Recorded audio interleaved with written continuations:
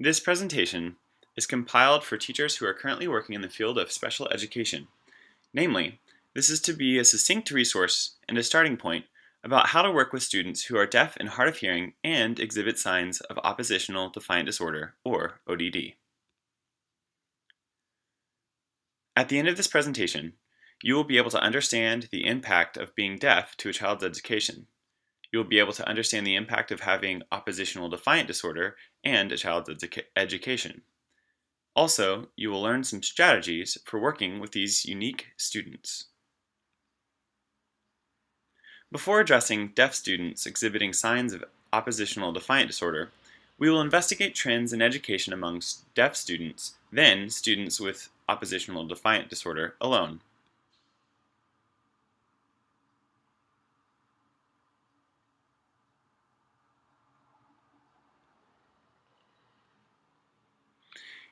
Hearing loss is the third most common health issue in the United States today, just below heart disease and arthritis. 2 to 3 children out of 1,000 are born deaf or with significant hearing loss. 90% of deaf children are born to hearing parents, or that's the equivalent of 9 out of every 10 children are born to hearing parents and family. This notion also often surprises people as they assume the main cause for being deaf is a result of genetics. 70.6% of deaf and hard of hearing students are mainstreamed or placed in a general education environment with the appropriate supports according to their IEP or individual educational program. What are the potential causes of being deaf? First, heredity can be one of the main causes for being deaf or hard of hearing, but it is not as proliferate as people think. Some diseases or circumstances can also lead to hearing loss or profound deafness. Common ailments can include untreated chickenpox, meningitis, mumps, sickle cell disease, syphilis, among others. Circumstantially, some causes include problems during birth, like low birth weight or birth asphyxiation. Circumstantially can also be the mother's inappropriate use of drugs during pregnancy, which leads to a child being deaf. Other circumstances include exposure to secondhand smoke as a child or an overactive thyroid gland when the child hits puberty. This causes a chemical imbalance. Finally, a significant life event or choice can lead to hearing loss or becoming deaf. These include a sudden or traumatic head injury, excessive noise, and excessive noise can happen expectedly or unexpectedly, like proximity to an explosion or other concussive sound wave, or it can be an occupational hazard, such as working in a loud environment like a factory without proper protective gear. Finally, a life event that can lead to deafness is recreational choices, meaning you prefer to pump the volume on the stereo, or frequent and common attendance at loud sporting events without proper hearing protection.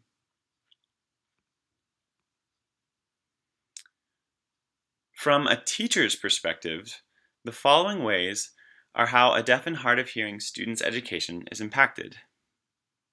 First, it is important as a teacher to keep in mind that deafness should not be treated as an illness, but rather as a cultural difference. This simple notion alone can help begin to break down simple biases and one's pattern of thinking. Next, teachers make incorrect assumptions regarding the learning abilities, behavior, and comprehension of deaf and hard of hearing students.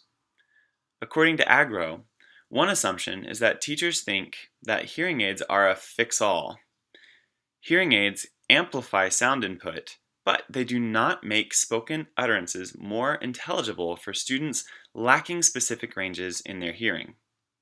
Additionally, Kim Meyer's research, as found in Agro, notes that teachers often assume that a deaf child has a behavioral issue like ADD or ADHD, which means attention defiant disorder, or attention deficit hyperactivity disorder, because they cannot constantly watch the lesson. The Center on Disability and Community Inclusion states that it is important to remember that some deaf and hard of hearing students will choose to speak for themselves, yet others will not. Again, it is a fallacy to assume that just because a student can speak to you fluently, that they are also understanding everything that you say.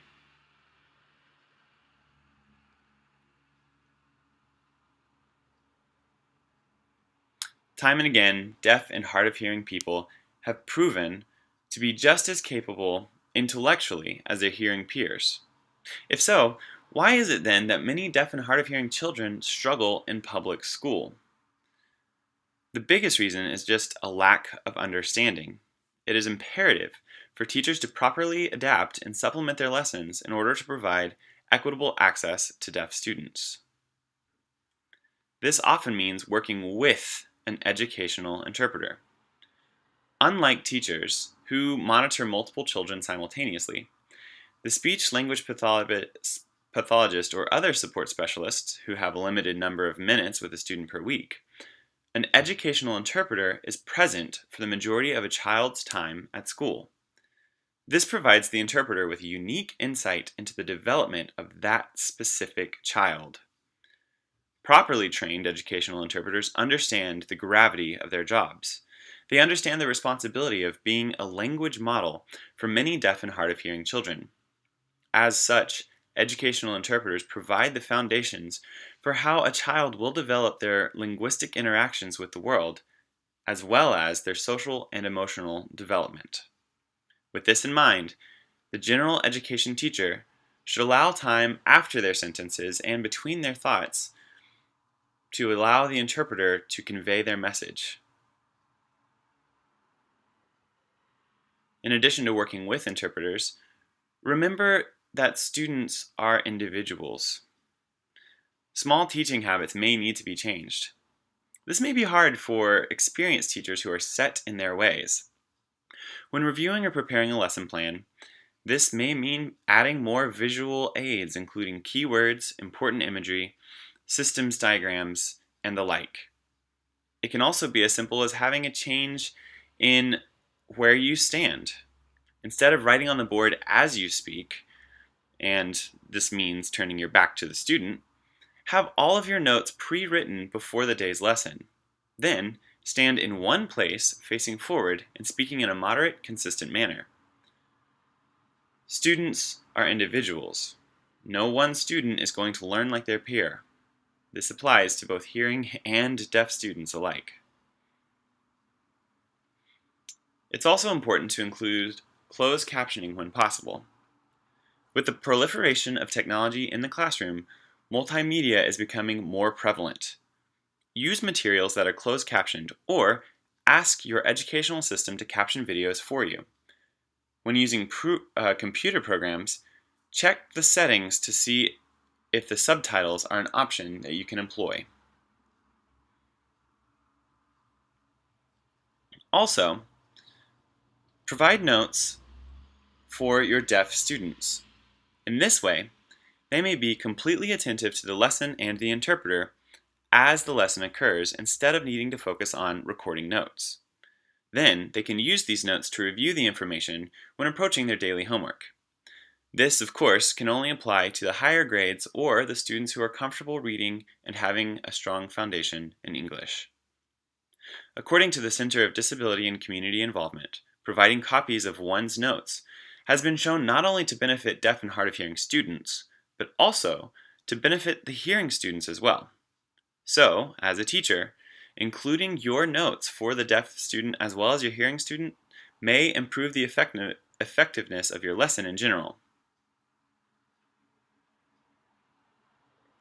For the healthy development of self-confidence and community, it is important to provide your deaf students with a chance to interact with their deaf and hard of hearing peers.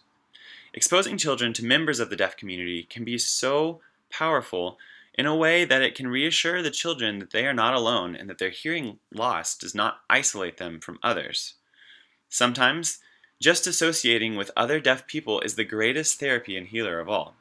Effectively, this communicates to the students that they are a part of a larger community, and in this way, they can become or begin identifying role models who are like them. Finally, and this was a little out of order, but I apologize, repeat questions and comments that a student makes during your lesson. Students sometimes murmur or speak in a low, hushed tone, so interpreters may not be able to catch what they say. Children with oppositional defiant disorder in the classroom. Let's begin with what is oppositional defiant disorder. Well, it is a childhood disorder that is defined by a pattern of hostile, disobedient, and defiant behaviors directed at adults or other authority figures. ODD is also characterized by children displaying angry and irritable moods as well as argumentative and vindictive behaviors. While all children will display some type of defiant behavior throughout their early growing years, children suffering from ODD will display such behaviors much more commonly than their typically developing peers. For these children, it can seem like nothing to be done that can make them happy.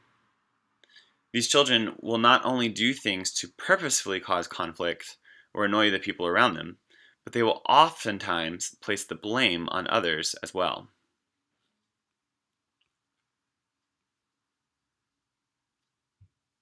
Typically, oppositional defiant disorder first exhibits signs in a child as they are entering school, or you can recognize the symptoms at the preschool or early school age. At this young age, ODD is more common among males than females. However, as the students approach adolescence, an equal percentage of males and females are diagnosed with ODD. ODD tends to happen more often in children who live in households that are in the lower socioeconomic groups. 67% of children exhibiting ODD symptoms can have these issues resolved within 3 years of their diagnosis with consistent treatment. However, 68% of children with ODD will struggle to control their impulses for the rest of their life. Unfortunately, even after consistent treatment, this struggle continues, meaning, even as teenagers and adults, students who have been treated must exert more mental energy in controlling their negative or abnormal spontaneous thoughts than their typically developing peers. Simply stated, no one really knows the reasons that contribute to becoming ODD. It cannot be traced to one specific trigger or developmental issue. Some possible correlations can include genetics, physical exposure to certain chemicals, or lack of exposure to certain chemicals, and the child's upbringing or home life. Starting with genetics. It is common for children who are diagnosed with ODD to have family members, i.e. their parents, or close immediate family, who also suffer from other mental illnesses like mood or personality disorders and high anxiety. These correlations suggest that there is most likely a genetic component that leads to a person being susceptible to developing ODD, as opposed to a person who has not been exposed to the same family genetics. Unverified studies have shown potential links between chemical imbalances in the brain and the development of oppositional defiant disorder.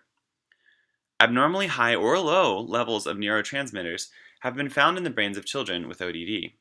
This could be the result of exposure to dangerous chemicals or the improper application of medications and drugs. Finally, environmental factors seem to play a large part in the development of ODD.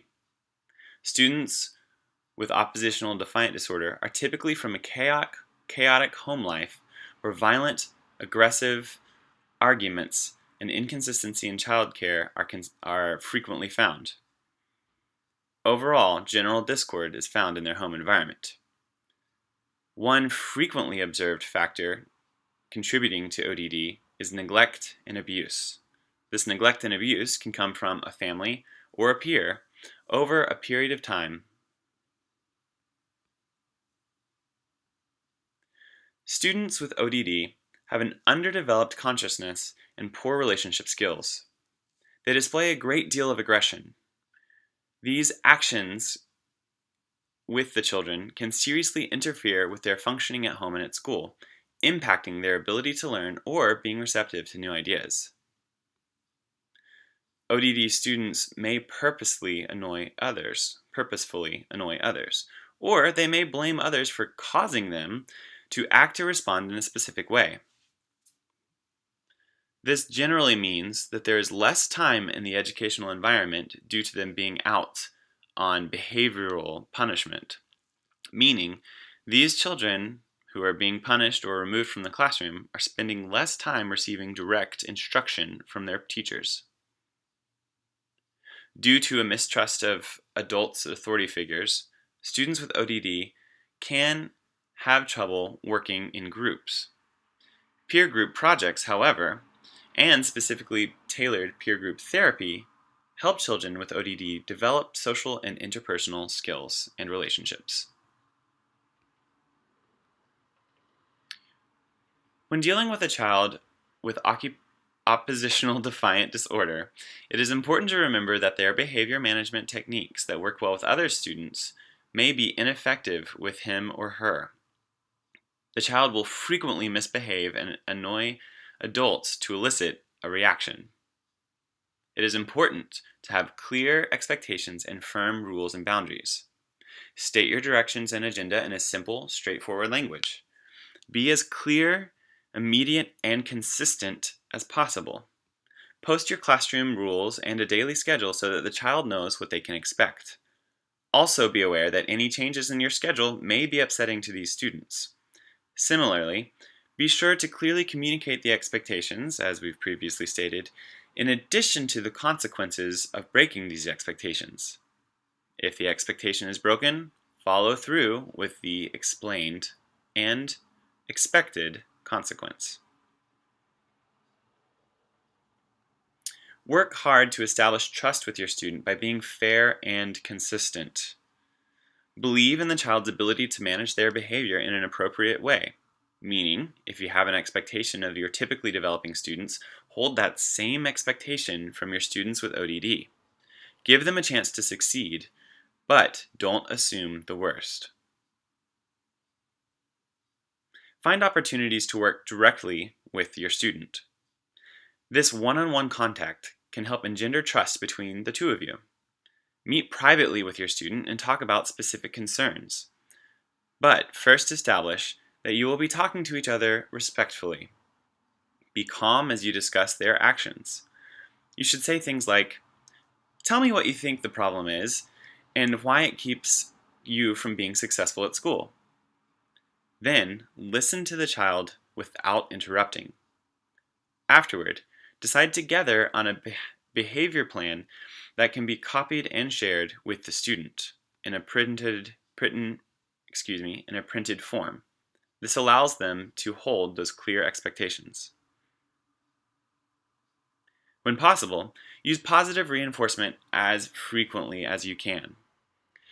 Acknowledge small steps toward improvement by whispering a positive comment to the child. However, avoid expressing your feelings. For example, avoid saying something like, "I am so proud of you." Instead, make objective statements like, "This is A+ work." Similarly, you can write a note and give it to the student, or mail it to them. This keeps the feedback from being related directly to you, reinforcing the child's dependence on you, but makes them proud of the work that they are creating.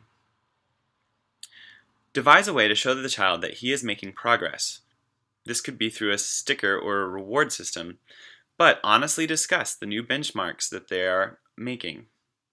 Provide recognition for this child as they display appropriate behavior. However, be aware that since this child may feel compelled to do the opposite of whatever you want, avoid direct and lavish praise, because this could lead to a student retaliating by tearing up their positive work or by lashing out at their peers. Lastly, Make sure you are taking care of yourself. Realize that teaching a child with ODD is difficult, stressful, and exhausting. So, be sure to take care of yourself to prevent burnout. Now we will discuss how to work with children who are deaf and are displaying signs of oppositional defiant disorder. As previously mentioned, a child's environment can impact their symptoms or development of oppositional defiant disorder. Recall that 90% of deaf children are from hearing families. Be aware that communication may be limited at home, and in this way, the child may not have developed strong familial relations with their parents or their siblings. When possible, encourage proper communication to the parents and between the parents and the student by sharing resources of sign language, encouraging notes be written between the two parties, or by simply spending time with one another to develop home signs or home gestures. Conversely, there may be very effective communication in the home, but so much attention has been given to placating the child with ODD that they've learned that violence and tantrums get a desired outcome. Next, encourage therapy and school for both home and at school. The therapist will probably want you to have some sessions alone with the child. I apologize. The therapist will probably want to have sessions alone with the child. They also may want to include other peers and include the entire family. In the sessions with the whole family, the therapist will help you plan ways to deal with the child's behavior at home. These home plans can share similarities to the school plans that you've put in place in order for the student to have even more consistency throughout their entire day. It is important that you're checking in regularly with the parents about behaviors at home and to make modifications on both the school and the home plan. Remember that it will take multiple sessions before you see improvements in the child's behavior. As mentioned in the previous section outlining how to work with ODD children, remember that clear and consistent communication is crucial for deaf students who are also exhibiting signs of oppositional defiant disorder. Overly communicate to ensure that you are being heard and understood. When expectations are not met, it is very important for you to stay calm and deliver the expected consequence. In other words, follow through as you have stated and as you have planned. This will help the student learn what they can expect from you and the others around you in their environment, and thus you can begin to develop trust and healthy relationships between you and the student. Also, provide interactions with your deaf student to other deaf and hard of hearing peers. As mentioned in the section above regarding deaf education, this will remind the student that they are not isolated and they can begin establishing a network of peers on their own with people like them.